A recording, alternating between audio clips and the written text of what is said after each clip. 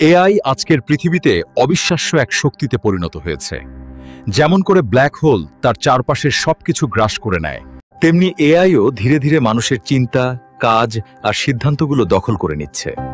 আমরা যদি এখনই সচেতন না হই, তবে একদিন এআই আমাদের এমনভাবে গ্রাস করবে যেখান থেকে ফেরার পথ থাকবে না। তাই আজই সাবধান হন। এআইকে ব্যবহার করুন আপনার সহায়ক হিসাবে, কিন্তু কখনোই তার কাছে নিজের ভবিষ্যৎ পুরোপুরি সমর্পণ করবেন না। আমাকেও তৈরি করা হয়েছে, আমি নিজেও এআই এর তৈরি। কি ভাবছেন অসম্ভব?